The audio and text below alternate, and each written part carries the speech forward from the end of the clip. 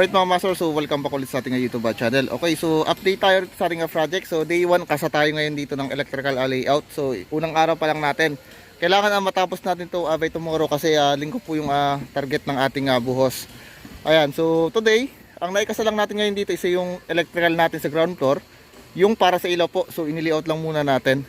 Ayan, kung makikita nyo. So napakaraming mga PVC yung mga dumaan sa ating slab kasi napakarami ring ilaw na gusto ng ating kliyente. Okay, so ito yung ating bedroom. Ayan, mga master. So ito tapos na.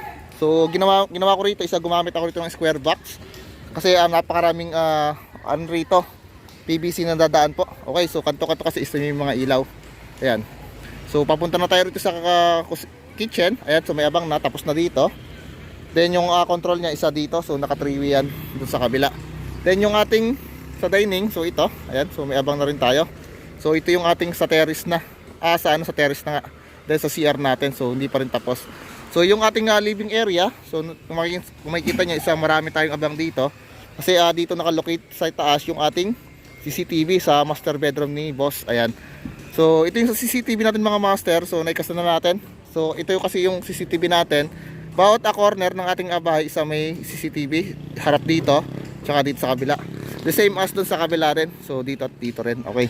So pinag-aapang na lang natin dito sa gilid ng ating biga. Ayan. So sama-sama na rito. Pupunta sa isang location. Okay.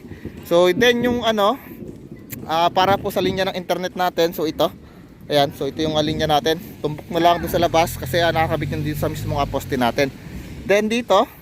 So ito yung ating existing na tubo papuntang taas in case na wala pa rito fiber optic, sabi ng kliyente natin. So Starlink yung kakabit ng client natin. And then yung isang PVC natin, so hindi pa tayo tapos para naman sa Ethernet port ng ating taas. Okay, so CCTV then yung mga pa natin, so yung mga ilaw natin sa ground floor, so tapos na. So kunti na lang yung abangan natin dito sa sa terrace. So ibababaan ko na lang siya ng switch. So lahat ng switch natin, so punta natin sa square box. Then yung mga pin light natin, ayan. So paikot lang siya, okay?